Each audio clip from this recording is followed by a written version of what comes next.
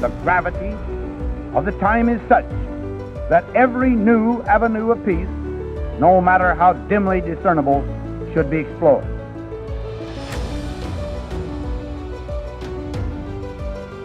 Never before in history has so much hope for so many people been gathered together in a single organization.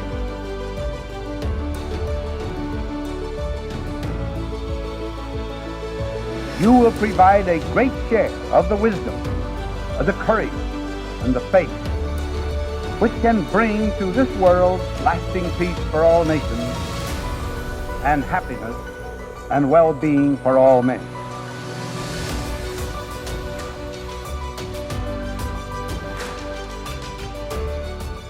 Hello at Titans of Nuclear. Today with me is we have Laura Leay. Hello, Laura. Hi. Tell me a little bit about yourself, a little bit about your background. Where did you go to school? Where did you study? How did you start your career? So all of my education has been in the UK. I'm from the northeast of England originally. So high school, I guess we can kind of skip over. I was kind of pretty good at quite a lot of things, and science was what really interested me. I thought it's the sort of thing that I can see has benefit to the world and it helps us understand things. So that understanding can really contribute to society. So I got my undergraduate degree from Durham University. I didn't really know what I wanted to study, so I ended up studying natural sciences, which is pretty much whatever you want it to be.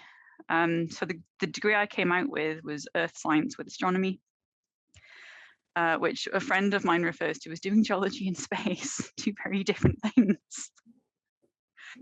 But after that, I still didn't really know what I wanted to do. And I kind of stumbled across a master's in what's essentially like process engineering and process control. Still didn't know what I wanted to do. And a friend just happened to mention to me, there's this big site in West Cumbria that does a lot of science. You might want to take a look. And so that at the time was sort of just transforming from BNFL into the different organisations, Sellafield Limited and what was then called Nexia Solutions, which is now the National Nuclear Laboratory. And got an interview, got the job, and that was it. That's how I got into nuclear. Okay, and what were you doing at the Nuclear National Laboratory? So I was working on the vitrification test rig, which is a full-scale inactive version of the active lines that process the high-level waste. So because it was doing experiments into how to improve the process and looking at different scenarios, you wouldn't really want to do that on something that is radioactive, because in an experiment, although you can predict what the outcome is, you never know for sure, right? That's why you're doing the experiment. So it was an inactive facility using inactive, non-radioactive stimulant of the high-level waste to look at just different factors that affect the process. And I was a technical support officer.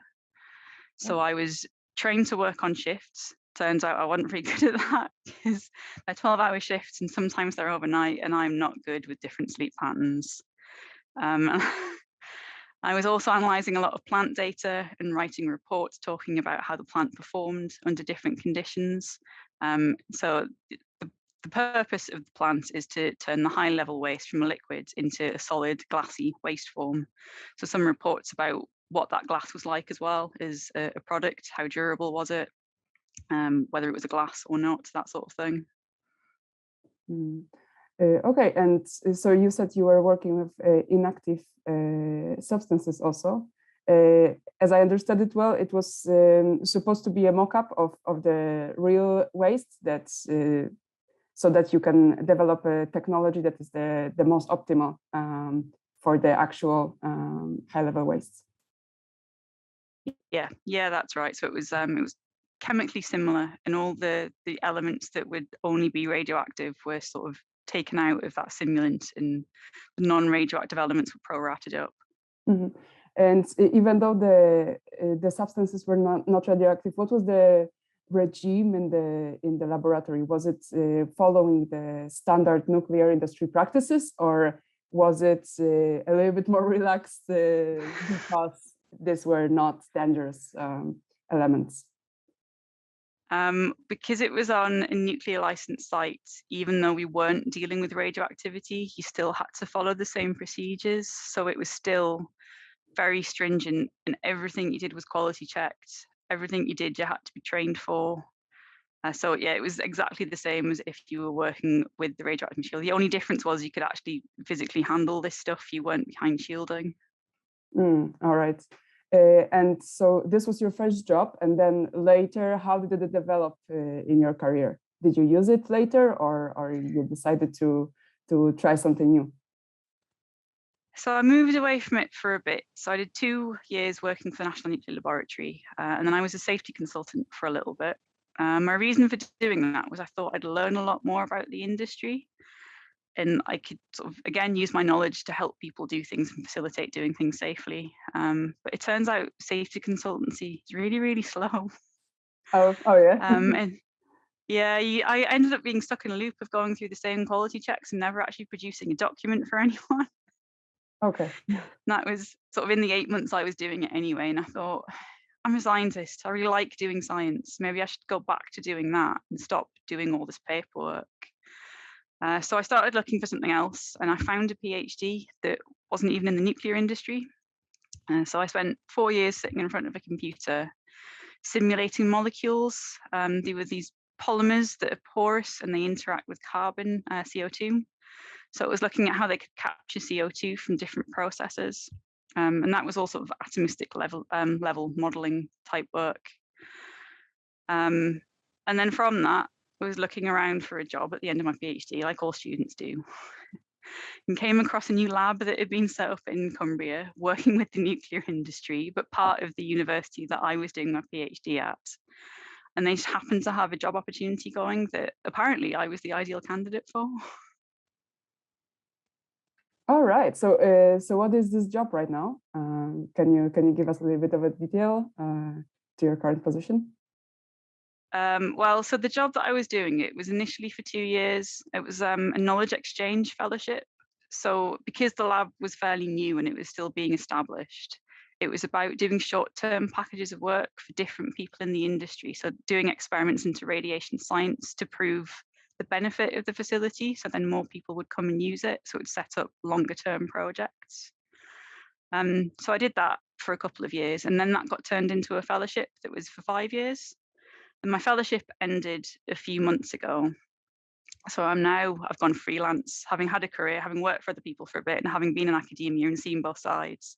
Thought neither one's quite for me, but working for myself probably is. So maybe I'll go my own way and see how that works out. All right. Actually, this knowledge exchange position that you mentioned, it sounds super interesting. It's like an internal, like inside of the industry, inside of the science, and kind of a mean of promotion of your own lab, of your own facility. Is it really needed still in these times, 21st century? I could imagine, everything you can find on the internet, and this kind of information should be very much available. Why is there still an interest to conduct such experiments? I think there are a lot of details that aren't quite understood all that well. So it's really digging down. So my PhD was about atoms. So it's about digging into what those atoms are doing and how radiation interacts with them. And radiation has lots of interesting things that other processes don't do. So you could heat something up and that will cause a chemical reaction, right? But radiation might cause a different chemical reaction. So it's looking into all those very fine details and going beyond what we already know. All right, very interesting. Was it something more towards benchmarking, or really defining some new edges in the sector that you are expert in? So I would say that some of it was about something has been observed in industry, and they can't dig into what it is. Again, if you're working with radioactivity on a nuclear licensed site, you're very restricted on what you can do. But in a university lab, I feel like I'm taking this down a very precarious route. you can look at more variables, right? And you can control the variables a bit more as well. So you've got more ways of looking into whatever process might be happening in industry. All right. And so you crossed several positions in the nuclear industry. You came inside, you jumped out, you came back. What do you think about the image of nuclear industry? Like, what was your perception being the safety consultant, being a scientist, doing your PhD? What are your observations for the moment? Yeah, so when I first joined the industry, I knew pretty much nothing about it. And working at Sellafield site was my first introduction to how they do things. And what they do is very, very thorough and very careful and very slow. Mm-hmm. Do you think it's based on something objective, or it's just like outdated methods that the process is so slow? I think because they're so cautious about everything they do because of the public perception that nuclear is really dangerous. It takes time to get all your paperwork written and to get all your training done and to demonstrate that each and every individual who's coming into it as a newbie like I was has the skills and the knowledge to do what needs to be done. And in contrast, academia is a bit more. There's a term called academic freedom where it's almost like you can do what you want, but that's not quite what I'm trying to say, because obviously there are still safety procedures to follow. Mm-hmm. But you've got more free reign over the direction that your research takes. There's a lot more freedom.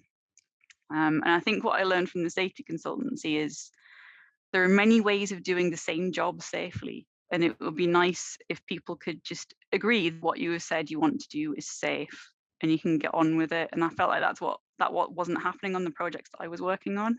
That might be my own experience. It's probably very different for other people, but that's what it felt like to me. Like, I wouldn't say the safety was a barrier to doing anything, but it didn't fit my pace of work.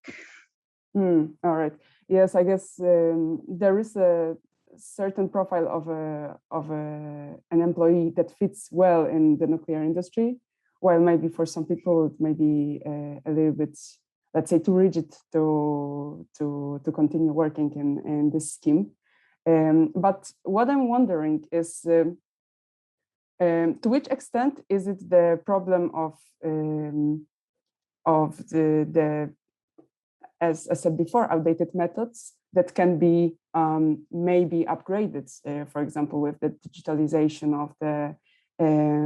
of all the documents, with I don't know, harmonization of the process between the plants, between the factories, even just so that one well-developed method can serve in different facilities.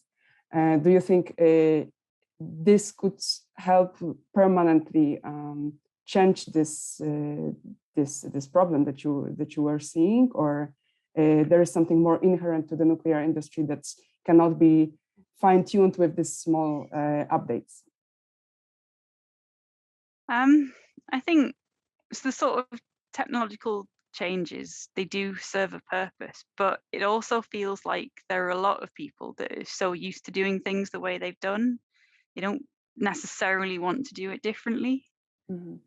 And I can see how that comes about. So there's talk of an aging workforce, right? So people have been in the industry for decades and they're used to their way of doing it. And maybe they were some of the pioneers of the industry as well, so they have a certain prestige. Whereas maybe people like me are coming in and like all new and keen to get things done, and they're saying, "Oh, hang on a second, let's think about this. Let's think about the long-term implications of what the young, excited people want to do." But then equally, there are young, excited people that can sort of see that long-term view and can see that the industry could be doing so much more, Mm-hmm. but is holding itself back because it's so used to this slower pace of work. So it's more about, I guess, changing behaviors and making people more interested in taking up the new technologies and exploring those possibilities, and then doing the work to say, oh yeah, actually that technology, having done all the research into it, that makes sense, we can use that technology. Could this maybe this update and these improvements help to get more people to the industry, into the science, which is always an issue, always a problem, having not enough students, then not enough professionals, professionals changing the industries because of the, I don't know, burnout or just, let's say, too slow pace of the development. How could this be helped with the improvements of the industry? How do you think? Oh, good question. I suspect that it's the behaviors that need to change before the technology. And I think that will be very difficult to do because people, I guess, don't like changing their behaviors. I think everyone's a bit stuck in their ways and they don't necessarily like having to learn a new way of doing things. I mean, there are definitely things I do in my work that I know probably take me longer than they should, but I'm so used to doing it. And it seems like it will take me longer to learn something new that I'll just keep on doing what I'm doing because it's not the main focus of what I'm currently working on. Oh yes, the development is an effort, that's for sure. And I guess using what already works is very tempting. However, I also think that the generations are changing. With the new generation, there is always some freshness that is coming, and the new skills that were not familiar, that former generations were not familiar with. So I guess this may help a little bit to update these behaviors and to look a little bit outside of the bubble also, because what I really spotted in the latest piece that you wrote was that this attitude of the employees of the whole industry, mostly the executives, I guess, because the employees are just executing the recommendations or the orders, the procedures from higher level, is actually being projected to the general public through the image that the nuclear is creating of itself through this identity that it holds inside of the industry. Could you develop it a little bit? Tell us a little bit more about this idea? Yeah, so I guess this stemmed from like the work that I've done with radiation. So it's a very different way of working with radiation in a university laboratory to how you'd work with it on a nuclear licensed site. In that we were using sealed sources and it was well controlled, and some of the sources were a particle accelerator that we can turn off and turn on, not just a source that's sitting there constantly emitting radiation. But I think for quite a long time, the nuclear industry has not really talked about what it's doing and has not made it clear to people outside of the industry what it's doing, what the hazards are, and it creates this sense of fear. It's that thing that you don't know that's a bit scary. Mm-hmm. So I think the fact that the nuclear is not talking, it's not transparent towards the general public. This is what creates this whole gap in understanding between what we know inside of the bubble and what is known outside of the bubble. Yeah, and I think there are a lot of people that like, well, the people don't really need to know what we're doing. We get on and do it. But I think that if you have the support of the people who ultimately you're doing this work for, then it will be a lot easier to do your job. There'll be more recognition for it. And I think it will feel a lot more comfortable to do something that you know that the vast majority of the general public is on board with, rather than saying to people, oh, you know, as a new scientist, I'll come work in the nuclear industry. There is some really interesting science going on. And people are like, but isn't that a bit dangerous? Like, but is it any more dangerous than any other industries? Do you understand how different it is to the other industries, if it's different at all? Are they just things that are no more dangerous? They're just portrayed differently. Mm-hmm. So what do you think about the fact that people do not understand nuclear enough, the nuclear industry, what it's doing? Like, who should actually educate them? Is it school? Is it the industry itself? Is it the scientists? Who bears this responsibility for the good education of our neighbors, of our families, or of friends that are coming to us and are giving these insane arguments? I mean, so I'm as a scientist, I'm curious. So I would say it's down to the individual to seek out information that is backed up by a lot of people, and people that have worked on that for long enough to have some sort of authority on the subject. Like for example, I keep saying to people, I'm not a chemist, so don't ask me about chemistry. I can give you my best guess, but if you want to know about chemistry, speak to someone who has studied chemistry. They understand the key principles that they will need to be able to tell you about. So I think it's down to everyone to do that digging for themselves. And I appreciate so many things going on in your life. The nuclear industry isn't forefront in your mind, right? So you may have other things you'd want to look at. But then the nuclear industry could have a lot of benefit to society. So maybe it's one of the things people should focus on a bit more. And then therefore, maybe it is the sort of thing that should be talked about in schools, or maybe portrayed in the media in a more holistic way. Mm-hmm. Yeah, because what I'm scared about is that we can't really trust people's curiosity. We cannot trust that everybody has the same level of curiosity as the curious people. What I see more and more among my friends and generally people around me is that they only know what they see, what falls on them from the media, from the internet. They do not look for it, they just react to it. So this way, the only information they will have about this topic is what they see in the news, what they heard somewhere, I don't know, maybe on the physics class, but maybe it scared them more than, or yes, it made them more bored than interested. And so they do not dig further. And for this reason, I guess more effort should be put to really establishing how to inform public, because as you said, nuclear has a benefit to the society, just the society doesn't realize it, and it's just shooting its own foot at some point while going really not even being neutral, but being negative, and influencing politicians further. The cycle goes on. So where do you see this? Who should be actually focusing on the information to the public? Should this be a systemic change? Should this be every company on its own, to its local people around the power plant? Or maybe the industry should pay for some large scale, I don't know, billboards that are encouraging people to dig further.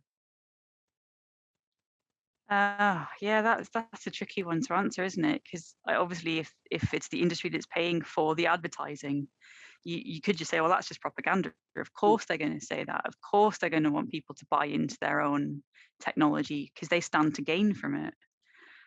So I guess maybe one solution is to find people that are more impartial and are seen as being impartial.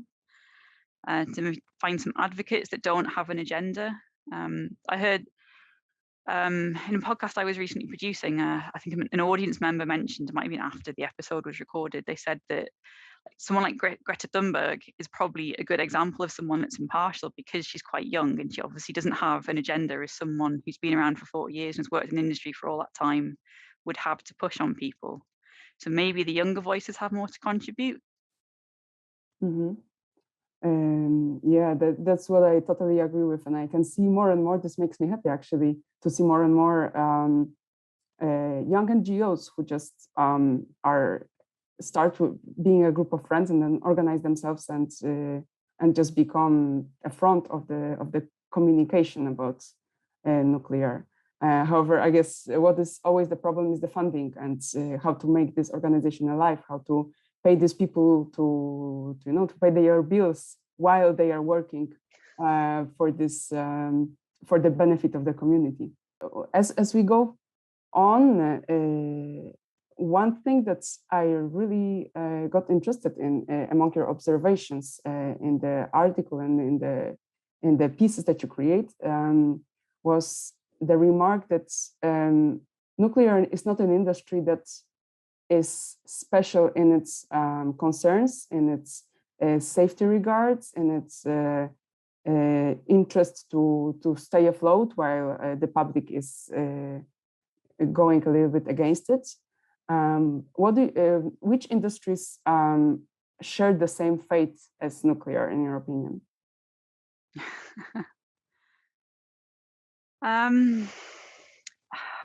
So I actually honestly don't know how the safety record of the nuclear industry compares to other industries. But I think some of the things I was thinking about when I wrote that piece was I'm a cyclist, spend a lot of time on a mountain bike or on a road bike.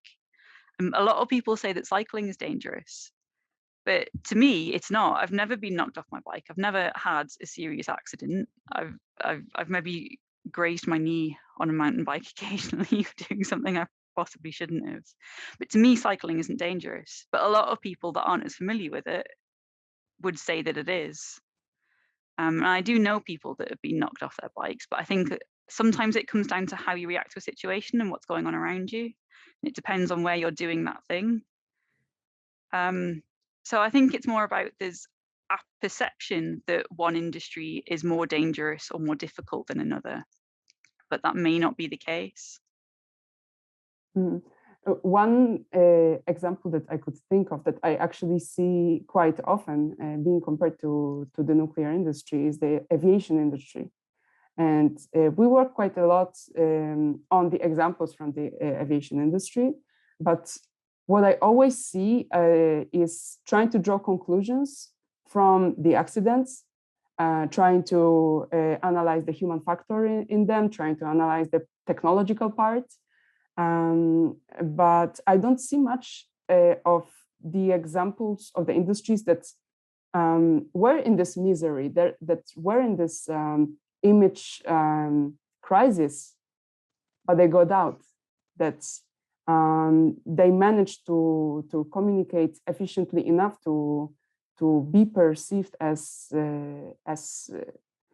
not even safe, but an industry that does not raise concerns on everyday basis to the general public. Is there an industry that managed to do this? And can you think of any example of like efficient communication that nuclear is missing, that could be drawn as a conclusion from somebody else?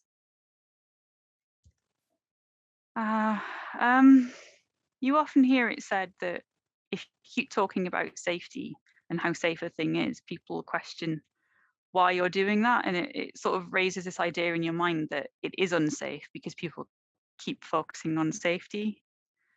So I do wonder if simply talking about the benefits and acknowledging that there are some hazards associated with an industry, which may be the same as another industry, but they may not be. But simply stating that I can see that people may be concerned about this, here are the facts, and here are the benefits as well, would allow people to weigh things up a bit more. I don't think any industry is without its challenges, or no technology is perfect, right? I guess is what I'm saying. Everything has its plus points and its minus points. Yes, renewables. And say renewables are probably quite a good example of where they've sort of explained the benefits and sort of suggested it's almost free energy, but without explaining the technology and without explaining that no one really knows how to dispose of that technology at the end of life, because it's relatively new technology compared to something like a car or a nuclear reactor. So that sort of forward thinking should maybe be talked about a little bit more. So if renewables are saying, yes, we can solve this problem, and look, this is what happens when a piece of our technology gets to the end of its life, and here's how we responsibly manage our waste. That would be a similar story to what nuclear is saying. Nuclear is saying, here's how we responsibly manage our waste. Not many other industries talk about that. Yeah, that's true. And I guess this is one of the topics that are mostly raised by the general public, by people that you just talk to on everyday basis. And when you tell them, well, I work in the nuclear industry or in the nuclear science, one of the first questions like, what about the waste? Where people just don't really have the information that is written in a vocabulary in a simple manner that can explain them with their level of understanding, without the years of studying, without the years of experience in the industry. And I guess there are so many topics in nuclear that have the same problem and that are concerning for people. Do you think that there is a part that is played by the history, how the nuclear started, the nuclear weapons and the Cold War, that is still in the minds of people, that nuclear is so concerning to them? Possibly. I think I only really learned about the history because I'm in the industry. But you hear that there are ideas that pop up in social consciousness that you don't really know where they came from. I guess, I mean, for example, the Godzilla films, I didn't know that they were based on this idea of radiation that was bringing this fictitious creature out of the depths because we were suddenly using radiation. Mm.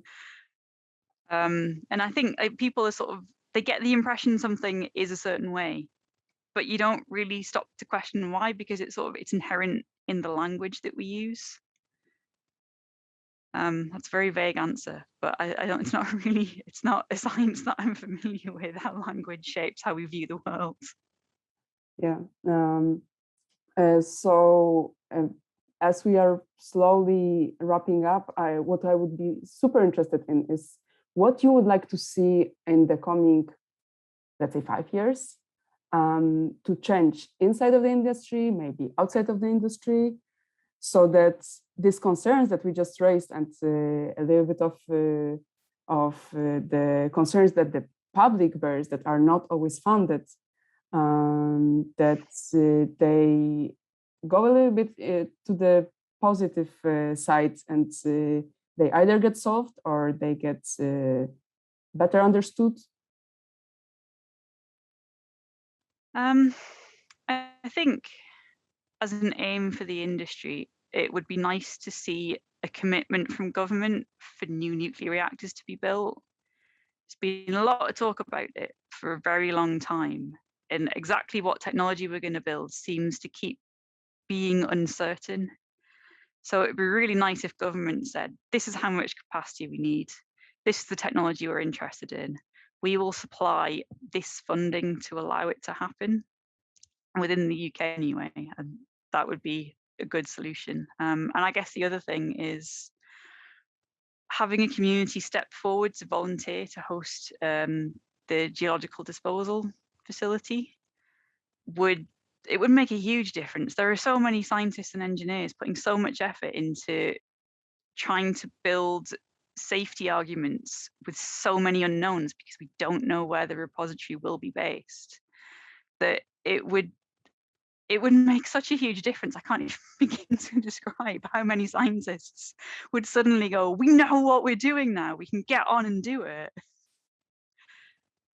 So it would be like a revolution, I think. I know so many colleagues would probably have a party if they knew what sort of geology we were going to build a GDF in.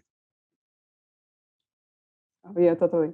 And do you think that the governments are not really committing enough in this moment, or they do, but they need to do more because of the kind of crisis that we are in right now, especially with the latest IPCC report? I guess everybody is really focusing on this problem in this moment.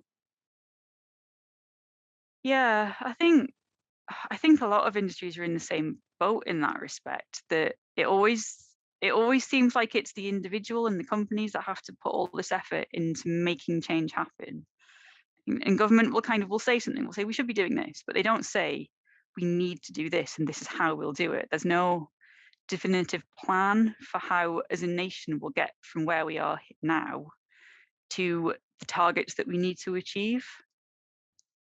So yeah, I feel like government could be doing more. I suspect not being in government, there may be more to it. But it would be nice to have that certainty of knowing this is what we're working towards and this is how we need to achieve it. Yeah. Yeah, with the latest timescale that was shown in the IPCC report, I guess there is really no time to waste. So, like, no technology that is low carbon, low emissive, and capable of providing the electricity for the electrification of the cars that need to be phased out if they use petrol, for preserving our lifestyle, even though we need to remove emissions. This is, I guess, really crucial, and the climate change will not wait for us to decide whether nuclear has a good image or not, or whether we are able to improve our methodologies. Thank you very much, and it was amazing to talk to you, and I hope that you enjoyed the conversation as well.